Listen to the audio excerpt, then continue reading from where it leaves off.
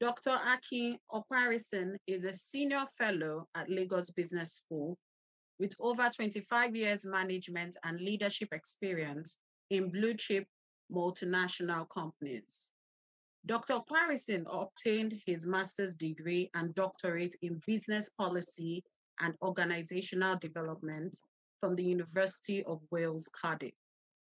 He was a management consultant with PricewaterhouseCoopers, where he worked on a wide range of assignments, including organizational development and change management interventions, executive resourcing, performance and talent management in private sector organizations, ranging from FMCG companies, financial service organizations, banks, pharmaceutical companies, as well as public sector client organizations. For over 7 years, Dr. Oparison was HR Vice President for Shell's downstream business in Africa, a member of the executive management team for Shell Oil Products Africa, and the Shell downstream global HR leadership team based in Johannesburg, South Africa. He also held senior executive HR positions in Sterling Winthrop and British American Tobacco, which have seen him working in Nigeria, Ghana, Cameroon, Kenya, Russia, and South Africa. On behalf of the Governing Council, we welcome you, Dr. Oparison. Thank you very much, and I hope you can hear me. Yes, we can. Thank you very much. Good morning, and thank you for inviting me into your hallowed halls. It's a real pleasure to be with you. I bring you greetings from Lagos Business School. I've got 30 minutes to take you to just share my thoughts with you on board of directors as a source of strategic leadership. And I'll go straight to the point.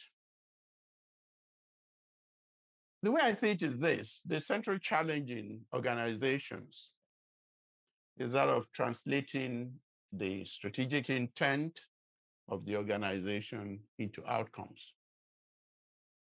That would have been okay if it was not that you have to do this in an environment that is erratic and uncertain and constantly changing. Directors and other senior managers in the organization obviously monitor how well this translation is occurring in pursuance of their responsibilities, which covers corporate governance, enterprise risk, and compliance. They depend on organizational tracking and reporting systems to monitor how these organizations, how the organizations are performing against these goals. So if you look at it, there's a strategic intent, and this has to be translated into goals, into outcomes, sorry.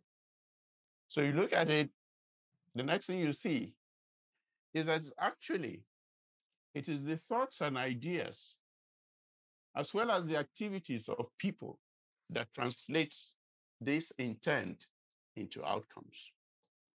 So if you look at my little, what I call my boring slide, anybody that has attended my program would have seen this slide, because it captures very well what I think the key issues are.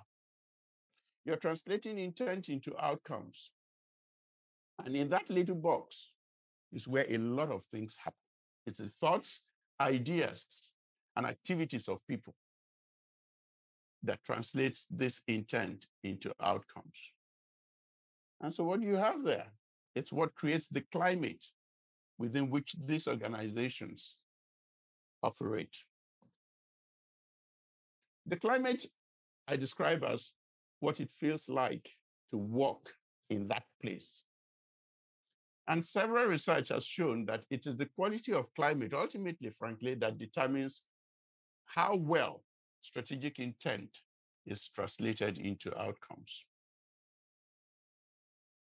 Now, you will see that I color-coded thoughts and ideas and activities separate from the risks. If you look at it on the right, are the risks, what I call the climate risks in an organization, whether the service promised is delivered, whether the brand promise of your bank is delivered, the amount, the quality of innovation that happens in the bank.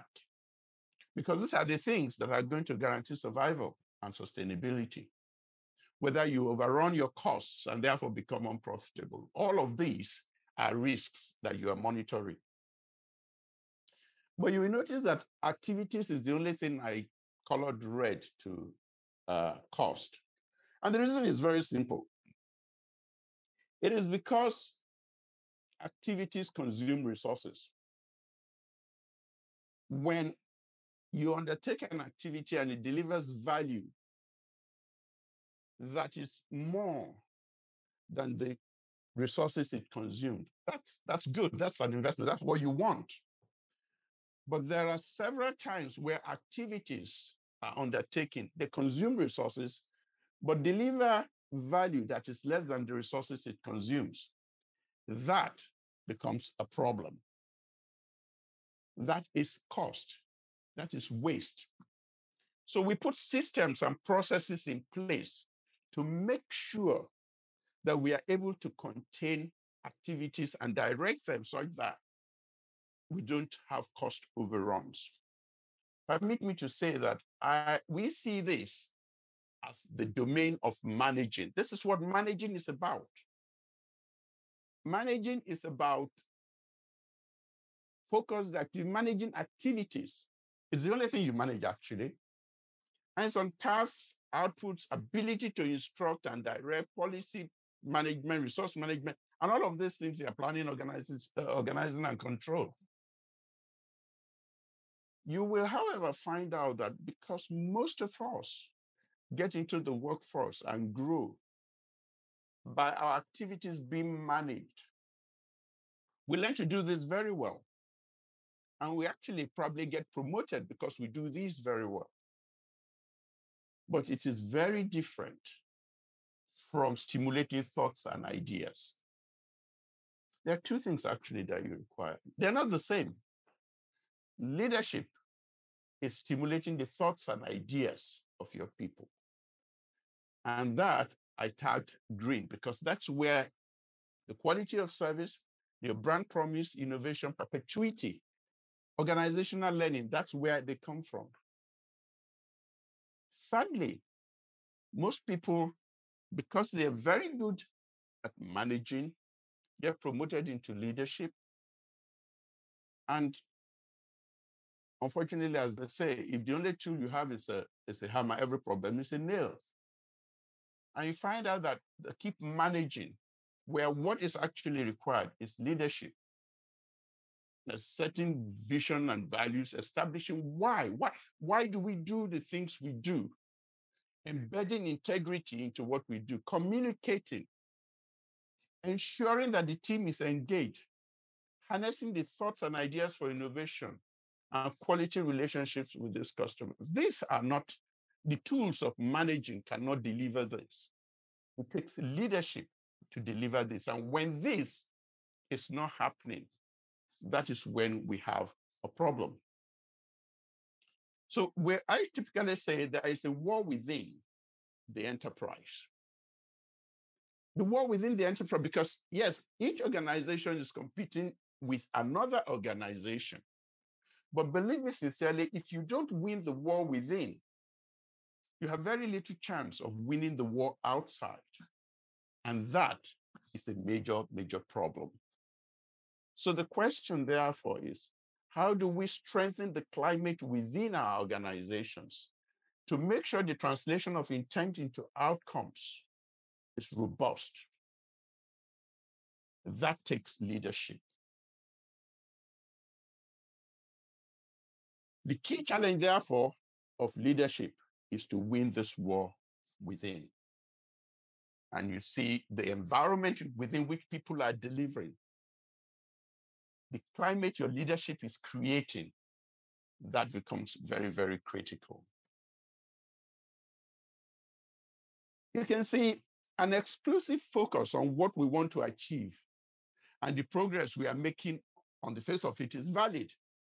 However, an area of exposure from undue focus on results is that results are lag measures.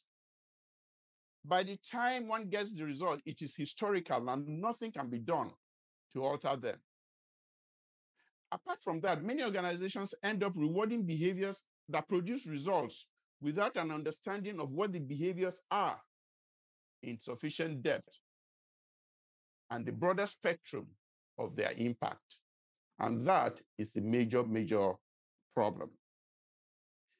See, what happens is this obscures the fact that behaviors that deliver today's result could, for instance, have done so at the expense of tomorrow's results.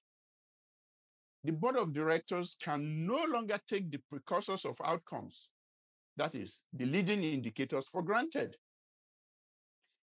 If only they can get a handle on the strong lead measures that are predictive of good results, then they stand a better chance of influencing those results. If you take any game, soccer, whatever, you don't waste time looking at the results and the results. You look, if you are not doing very well, then you look at what you do before the games, before the results, and that's where you can fix the results. So let us look at it. Like I said, climate is a critical determinant of business results. But what determines the climate is the culture. The culture is how do we do things around here? Into that is the structure of the organization, the processes, and certainly the most dominant influence on culture is the behaviors. And of course, behavior comes from the attitudes of people and all of that. It is the reason we say that people are elastic and you can stretch them or you can contract them. So if you look at it, this box, this circle ring is actually where it happens. It is inside there that you find the true lead measures of your results. There's a joke that goes around and it goes like this, that a man was walking down the street once. He found his friend looking for something and he said, "Look, my friend, what are you looking for?" He said, "Oh, I'm looking for my keys." And he joined him and they walked and walked for about 15 minutes. "John, are you sure this is where you lost your keys?" John says, no, this is not where. So what the hell are we doing here? John says, "But can't you see this is where the light is?" And it's something we all laugh about, but it's something that we do all the time. We are looking for results because it is illuminated. It's not where we lost leadership. So the friend asks his friend, "So tell me, where exactly did you lose your keys?" He says, "Inside that bush. Do you want to go there?" Yes, funny. But let's be honest. Don't we spend so much time on results because it is illuminated? And we tend to leave that bush where we actually lost performance to others, to HR, to whatever. The business is too important to just leave to a bunch of people. That is what determines your results. And so it is important that you know who people are. Profile and measure their behaviors is doable, and profile and measure the climate that their behavior is creating. And if behavior is such a very important thing, therefore, I'd like to spend a little time to look at it. Leadership is visible behavior, and it's driven by our thoughts and beliefs. It is a choice. When a behavior is effective, behavior is all we see. You don't see the knowledge of people. You don't see their skills. You see a behavior and you infer from that, oh, well, this guy is either competent or is not competent, or it's behavior that's all we are able to see. And when the behavior is effective, we say, yes, that's good performance. That's competence. When it is not, we say, no, that is poor performance. That's incompetence. But then believe me, behavior is just the tip of the iceberg. For behavior to change, many things have to change. And you don't change behavior on something. It's just the tip of the iceberg to change the behavior. The things that drive behavior are underwater. Let me ask you, I mean, we encounter all these people who drive on the roads, on our roads. They're very difficult people. I mean, you encounter them all the way.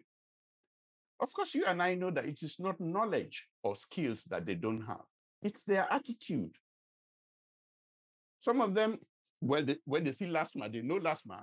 They know what they shouldn't do. And they are very skilled. Believe me sincerely. You cannot drive, if you try to do some of those things those guys do, you smash your car. It is their attitude that tells them that with the skills that they have, they can cut corners, they can do this, they can do that. And many of the financial institutions that have had serious problems all over the world, it's very typically their best skilled people, their best brained people who know how to weave things around everybody and maneuver things that get them into trouble. Why? Because they have an attitude that they can do certain things. So attitude is the thing to address. And what is attitude? It's our enduring emotional construct that includes our feelings, values, and beliefs. And this is where you begin to address behavior.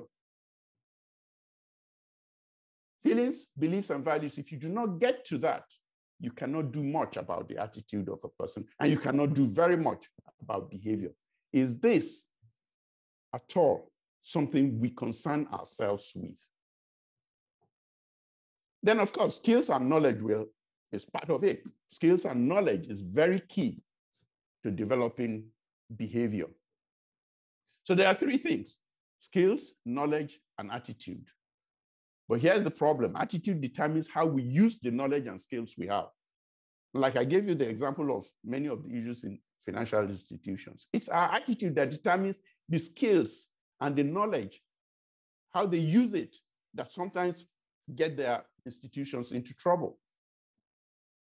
There are a few other things that shape behavior in the workplace. And leadership behavior is a very crucial part of that. So I want to look at behavior differently because you are developing leaders. And it is important that you understand how leadership is developed. Knowledge is a very simple thing, and many a times we tend to focus too much on it, but it is the easiest to address. The guy doesn't know how to conduct business in other countries. That's knowledge. He can learn it any day, very quickly. He doesn't know the workings of treasury. He doesn't know the workings of the customer-facing departments, of the various functions in the banking industry, or whatever industry it is. He doesn't know how to get corporate approvals. These are things that are knowledge. You can teach him this.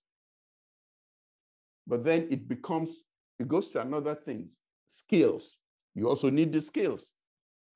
This guy cannot do something, he cannot apply knowledge. He cannot make an effective presentation.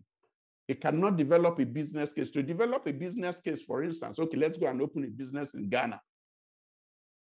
He needs to know how business is conducted in Ghana. He needs to know how the different functions of the business work together. He needs to understand government structures and how they work in Ghana versus how they work in Nigeria. So he will have to apply knowledge to be skillful. But then there's another one, like I've said, is attitude. This guy just doesn't think he has any weakness. He believes management and others are the incompetent ones, always pointing fingers. He thinks it's all right to go outside of policy to do things. Doesn't play as a team. All of these are attitudinal.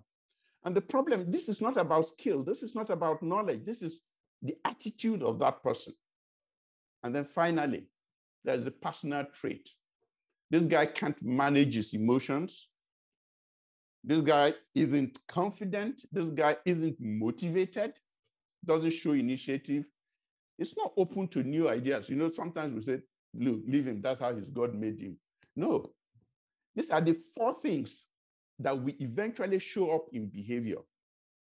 And you will agree with me if you look at it very carefully. The easiest to change is knowledge. After knowledge, the next difficult one is skill, because then you have to do things, try them, learn. It's not good enough. You continue to benchmark yourself and continue to improve.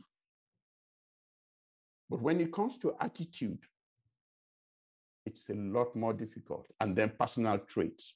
You see, the attitude and personal trait is the core of who this person is. That is character. That's who that person is. And that core determines how he uses his knowledge and his skills. Often the knowledge and skills are certificated. Oh, the guy has a bachelor's degree in this, he has a doctorate degree in this from this university. These are the things that are carried on CVs. It tends to hypnotize us, and we just look there because it is illuminated again. But when you are looking for leadership, it's not on CVs. It's not about the knowledge and skills. It's about who that person is. It's about the core of this individual. Is that where we are looking when we are developing leaders and bringing them up? That's very crucial. If you have the right person, then you can build knowledge and skills for that person. And that is very, very, very, very important. You see, I can download knowledge on you. I know this, so I tell you and I show you. Knowledge is giving you information. I can download the knowledge on you. I can actually teach you skills. I can download skills for you. But when it comes to attitude and personal traits, nobody can give that to you. It is internal. You have to open yourself. And opening yourself means you have to change your beliefs, you have to change your values, and that is something that people do discretionarily. That's what makes it so difficult. That's why so many people will want to be leaders and they're never going to be. So, ladies and gentlemen, this is a very clear distinction. So when you send people on leadership programs, ask yourself, am I addressing a knowledge issue? Am I addressing a skill issue? Is this an attitude issue? Is this a personal trait issue? It's the same thing when you're bringing people into the organization. And believe me sincerely, most of our own, even ourselves, let's look at it. The biggest challenge we have is not usually about the knowledge or the skills that we can learn. In fact, that would probably depend on others. As we get higher in our positioning in organizations, what really comes to test is the core, the character, who we are. So here's an approach that we adopt when it comes to leadership development. We believe you begin by building the core of behavioral competence. And you continue to strengthen this because as the individual rises in the organization and the complexity of his interactions increases, the higher he goes, the more this core is tested, the more it needs to continue to be strengthened. It has to continue to be strengthened to remain firm in the very windy environment that it becomes the higher you go. Once you have done that, then you can then begin to build level-specific knowledge and skills around this. And at different levels, you then say, okay, level 1, this is what you need. This is the kind of knowledge and skills that you require. Level 2, this is the kind of knowledge and skills you require. At executive leadership, this is the kind of knowledge you require. And they are very specific for each level. Each level has specific knowledge and skill requirements. And in fact, these days, what do we know? Knowledge and skills become very obsolete very, very quickly. The shelf life of knowledge and skills is very, very short today. So it becomes very, very essential that we pay attention to this and ask ourselves, are we focusing our attention? Too many times I've seen people who are developing leaders, but it's all about knowledge and skills, knowledge and skills. That's why we have people going around. They can tell you all about leadership, but they are not leaders because they are not able to be what they know. And that is the challenge of leadership. But as I have just 30 minutes, I thought I would make it very brief, open it up to conversations and discussions so that I can learn from you too. So, ladies and gentlemen, We need to build the core competence, which is what I have explained so far, because that's what, and constantly continue to measure this. And it is the measure of this that should advise how we move people into leadership positions in the organization. I thank you very much. And I'll be delighted to have your views and comments. Thank you. Thank you very much, Dr. Harrison. I think that's, well, opening the discussion for chairmen to contribute and ask their questions.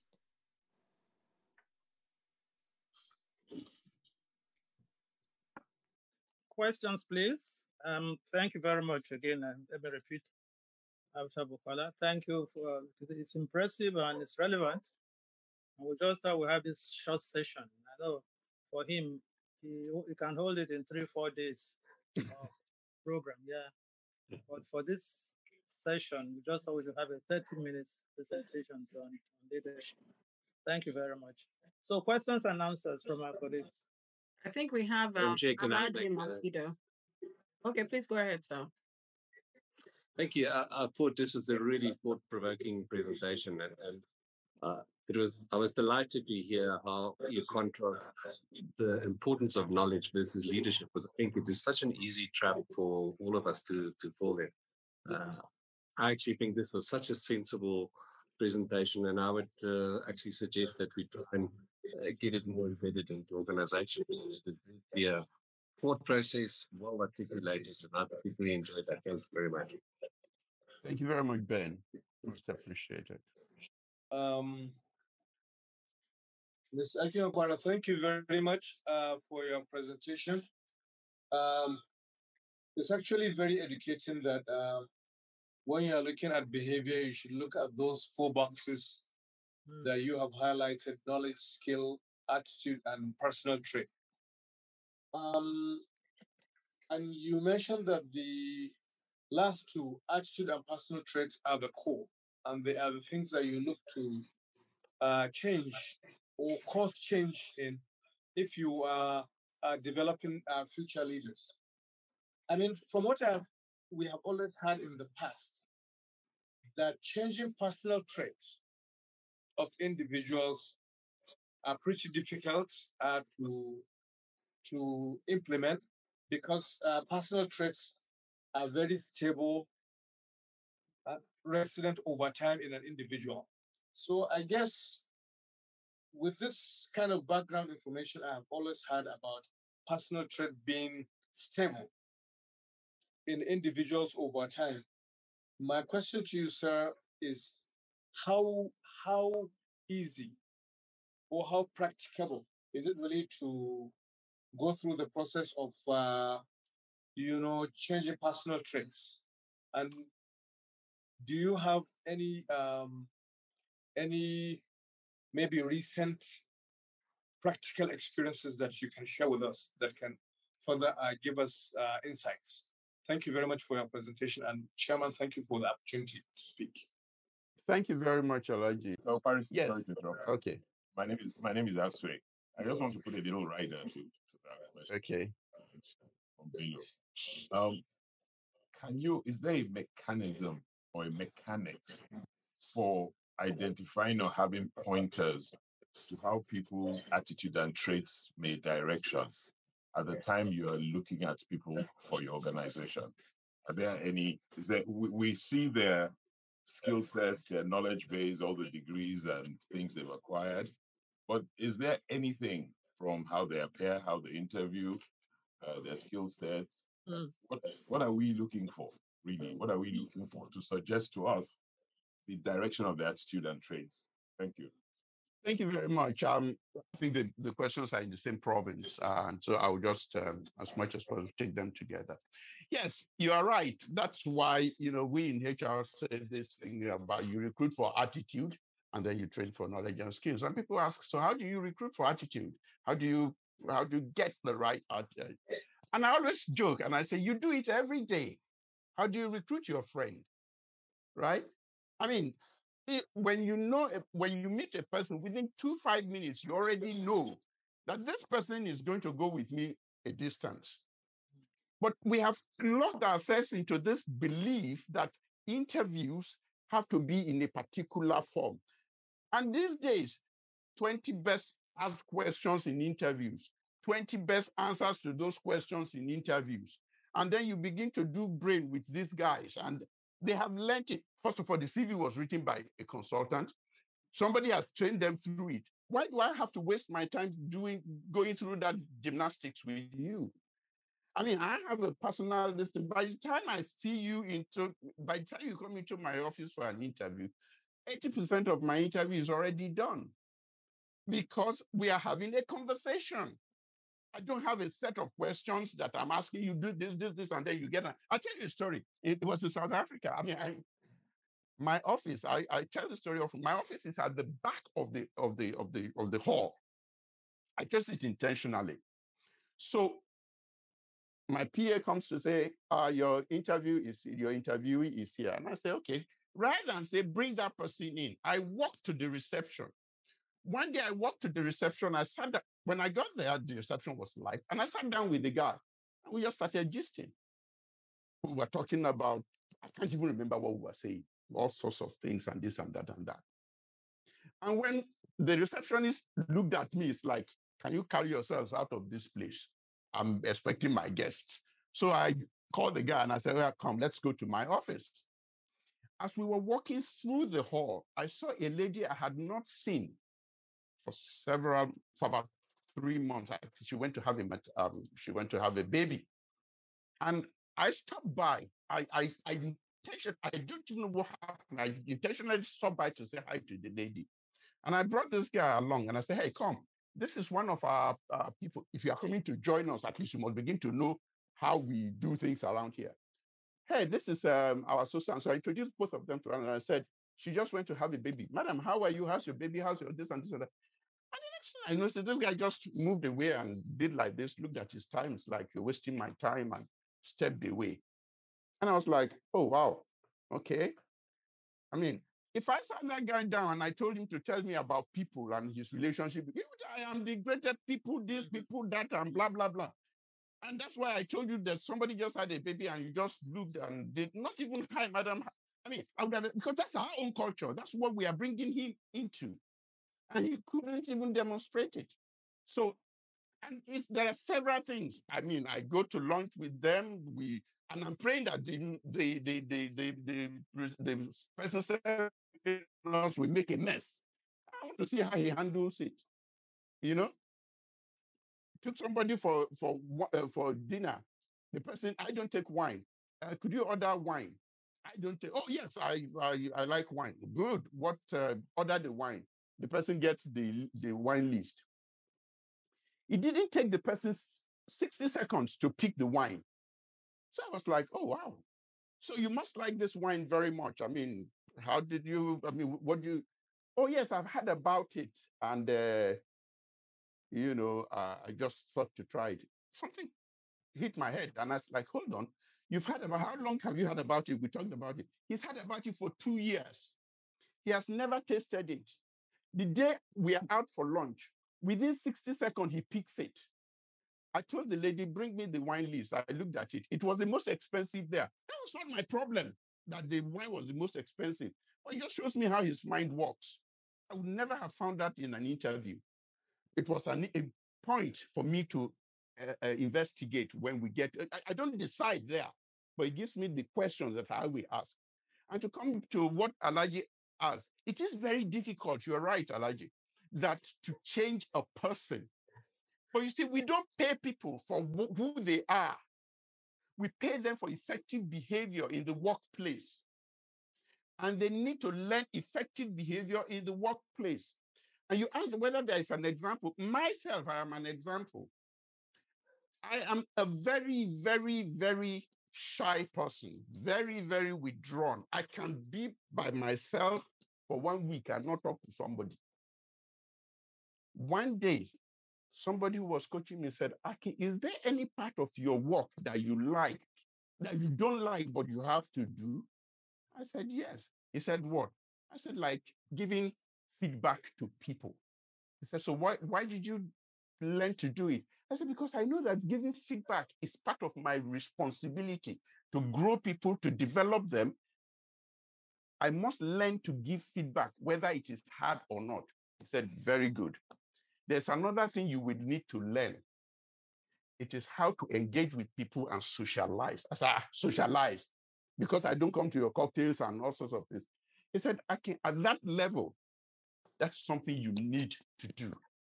What did I do? I decided to learn it. The most difficult of it was cocktails. How did I do it? I make sure I go into a cocktail. I stood there. People are coming in. I'm the one receiving them. Welcome to this and this and this, blah, blah, blah, blah. The first day I did it, I was sweating. My legs were wobbly. I learned it. And after I had learned it, today, if you see me in a cocktail, you think I'm a natural. But you see, for me, I am working. When I finish work, I can go and be myself. Nobody is saying you have to change who you are, but you need to learn the behaviors that are effective in the workplace. Leadership behaviors are learned. That's my answer. I hope I have addressed the two questions. Thank you very much, sir. Thank you very much, Aki. We have some more hands up. Thank you. Yes. Ambassador Keshi. I can see Ambassador Keshi's hand has been up. Yes, his sir. hand has Would been you up. please like to? Dr. Oshika, my hand is up. Okay, ma'am. Please Okay. go ahead, ma'am. Sure. Okay. Thank you. Thank you for the very lucid presentation. Thanks, but I wanted to ask something as a follow-up to the first two questions. Okay. It's true, attitude is very, very important.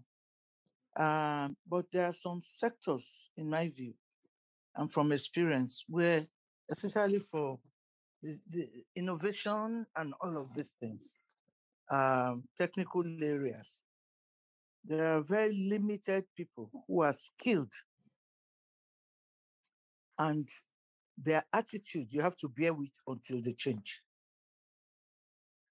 They have a short span for other people's views. All their mind is set up on is the area in which they are very good. They're so skilled, you need them. They're so skilled, they're not many.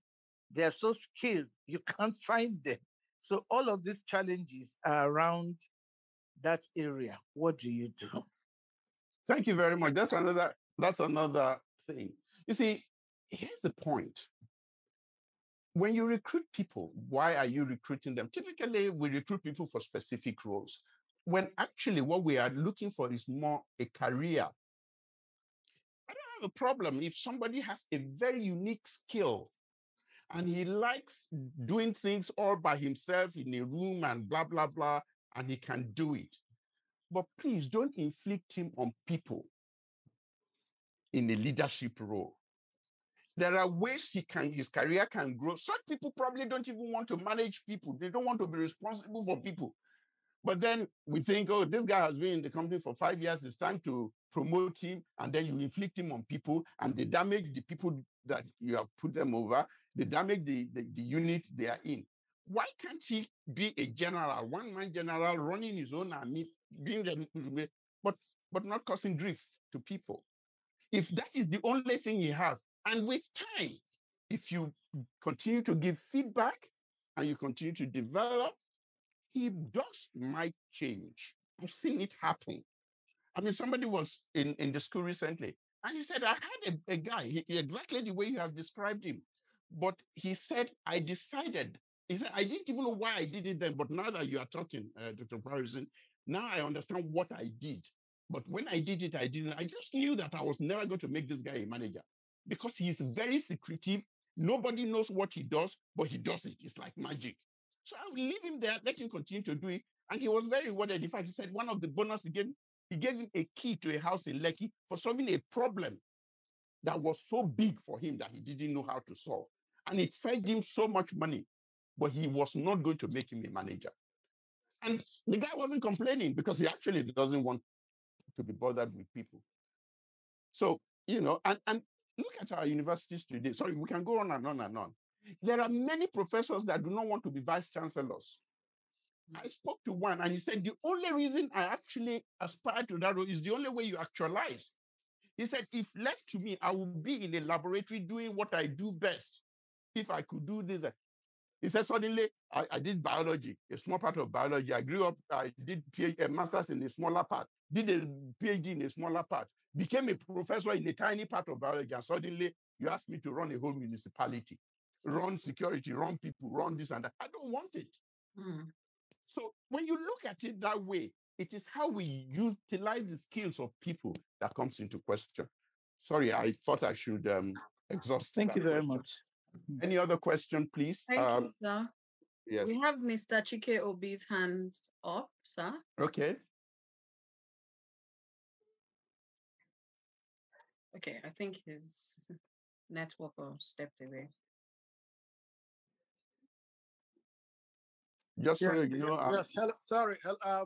Good. Okay, sir. Good morning. Good morning, Madam Chairman and fellow chairman. Yeah. My question is a bit different. I'm a little bit confused. I thought this was a forum for bank chairmen, and we're talking about recruitment and interviewing and all that stuff. One of my biggest issues is the line between executive management and the board of directors. Mm-hmm. And I think we're straying heavily into what I consider, please correct me if I'm wrong, we're straying heavily into areas that I think are best left to management. The only person I want to interview is the incoming managing director and maybe some independent directors. But I don't see that at this stage or at this forum, we should be concerned with the skills of an eccentric IT genius. So maybe I'm confused and you can set me right. Thank you. Mr. Chigiobe, thank you very much. Well, I was answering a question that was posed, but then let me put it this way. When I started, I did explain that as your role is in governance and overseeing what happens at that level, and you depend on information that comes to you to make these things. My advocacy, my plea is, when you are, what kind of information are you looking for? It will be important to take information on the kind of climate that exists, not just the results, but if you need to understand the climate that creates that result, make sure that you are getting feedback, because that is where you can intervene. That's where you can assess the risk. It is not by the time you get the result. By the time you get the results, it's too late. There are key measures that are leading indicators, and I demonstrated that, or I believe I did, and that you should make that an issue that you look at, so that it's not just about auditing results and looking at whether compliance. If there are compliance issues, let's go back to what led to those compliance issues. You'll find out that it's in behaviors. I think the board should be more interested in behaviors. As it concerns recruitment, you're right. Maybe you're not recruiting. Maybe you probably need to be interested in just one or two, whatever. But frankly, I think the board should be interested in certain other metrics. That's what I was recommending. Thank you. Thank you very much, Dr. Patterson. We have Mrs. Duke stand up and Dr. Monye. Okay. Thank you, Mr. Akari, for the presentation. Quite informative and educative. I just want to ask a quick one on this issue concerning attitude, which is embedded as we have come to be reinforced about. So there's much talk about IQ, emotional intelligence, and all that. So I'd ask what the difference is between instinct, intellect, and intelligence. And how that plays a part in this, attitude and behavior we're looking at.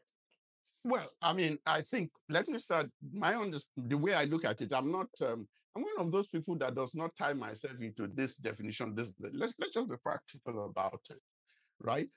Leadership requires significant emotional intelligence. Emotional intelligence is just an understanding of who you are, your impact on others, and your ability to sense others and read what the impact you are having on others.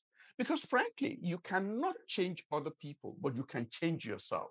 So when you are that aware of who you are, that's why a key element of leadership is self-awareness and understanding the impact you have on other people. That's a great part of emotional intelligence. But some people don't care. I mean, you know that you don't even care about your behavior and sensitivity to others. You're not sensitive to other people. That is a core character. That is within your core setting. And that needs to be learned. How to open yourself and recognize and take feedback, whether somebody is saying something or not. You can read a lot, particularly at your level where you have a lot of power and people will be saying things to you and not saying it. You must be able to read what they are saying from what they are saying and what they are not saying. Those becomes the skills that you will develop as a leader. I hope I tried to answer that. It's the intelligence of this. And that brings me to another thing. It's about capacity. There's a limit to capacity. You cannot give more capacity than the person has. But when you have dealt with capacity, the person's attitude then becomes something you need to address. I hope I tried. Thank you, sir. Dr. Moye. Okay, thank you, Dr. Patterson, the beautiful presentation you have just given to us. You've talked so much about culture, and around about the culture, you have other variables, and that the culture forms like the basis. Culture is actually what is going to produce the expected outcome, which is the result. Now, you are a new executive, you are a new CEO, and here you are, you want to run. The board has set out the expectations for you. You know you have to perform under very stringent, I use the word stringent condition, bearing other macro issues. And here you have a culture, permit my word, that is thinking, that may not take you to the expectation outcomes that the board is looking for. How do you start the change? Do you just start changing culture and allow the time to, because culture takes time. It takes a whole lot of time for you to amend or to build. Do you start taking time now to see what you can do to the culture, or you run because you're going to be measured by the expectation or the outcomes that have been set for you by the board of directors? So I think that's a choice that we all at different places have to make. Even from your answer, first of all, let me just say that culture, I don't think culture translates straight into outcomes. It is the climate that the culture creates that leads to that, okay? So yes, there are certain cultures that are not going to get you to where you need to go. And from what you're telling me, you've already understood that. For me, it's a conversation to have with the board because I know that, I mean, I was talking to somebody once and we did a measure of the climate in the organization. And the person says, oh, I want to become number 4 in my industry within the next X number of years. And I said, how are you going to do that? I want to do it by innovation. I want to do it by customer centricity. I was like, oh, wow, this person has just been to Harvard or LBS. You know that. But look at your climate. You don't have the fuel to make this journey simple. You need to change that. Otherwise, you will be stranded. And I think the board needs to be educated on the fact that, hold on, if we don't address this, we are not going to go very far. You can get short-term numbers if that's what you are interested in, but you probably complicate your life and the organization, you even compromise the organization. Because there are behaviors that will deliver you the result, the numbers you want, but they are not sustainable. So if you have that, I would strongly recommend that it is something to be negotiated upfront and you strike an understanding what can be done in the immediate and what will take longer to do to renew and revitalize the structure. It takes time. I do understand that I was to have 40 minutes and I did have a hard stop for 12. But anyway, I'm at your disposal. So you tell me what I just want you to know that I'm no longer the one keeping you. So I'm open to. I'm yours. I will extend my time if you're ready. Thank you very much, Dr. Harrison. I think Mr. Adekwetu has a question. We'll just take our last question for today, if you please permit me to say so. That's fine. Thank you. Thank you very much, Dr. Harrison. Yes, sir. I want to talk about attitudes and personal traits. Okay. First of all, I find it difficult to believe that you're a shy and withdrawn person. Just to put that out there. You don't sound like one at all. And if you are shy and withdrawn, then I wonder how you would sound if you were not. I'm working. That is it. All right. And then the personal traits. It takes a lifetime to develop character. It starts from cradle almost to when you become an adult, depends on the schools you went, the home training you got, and all that. So by the time you're trying to select people for leadership, and you mentioned that you can change yourself, there comes a time when it perhaps becomes a bit too late to change. A leopard cannot change sport. So if you're looking at somebody who has established a character and a personality, a reputation, whatever you want to call it, by age 60, then maybe it's too late at that point in time to have the same sort of kind of character that you're looking for leadership, particular positions. Can you comment on that? Is it ever too late? Mr. Adekwetu, I don't think it's ever too late, but I think what we tend to do is to think we can change people, and we cannot. It takes people to change. What tends to happen is that people, you see, there's something I always say, you can't change anybody, people change themselves. And nobody does what you tell them, people do what they tell themselves. The best you can do is to cause somebody to tell himself to do something. That's one of the first lessons I learned in leadership. How do I tell this person? You know, somebody says, I can put a gun to your head and tell you to jump. And I say, yes, when you put a gun to my head and tell me to jump, what do you think I'm telling myself? I'm telling myself I better jump before this lunatic blows off my head, right?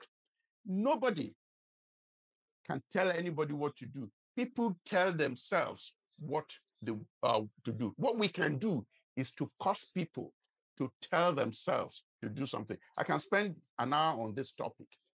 But if you accept that, therefore, until a person tells himself it's time to change my core, my character, this isn't going to do it. And that is the point. We think we can change people. That is why, I've been doing this for 30, 40 years. You don't expect me to now begin to change. But believe me sincerely, there are ways you can do it, and the person doesn't change, right? Our spouses change us, and they'll continue to change us. I don't know about you, but that's the truth. I mean, I get changed almost every day. It's just a question of what do you want? When you look at your purpose and you see your purpose in jeopardy, nobody will tell you will change.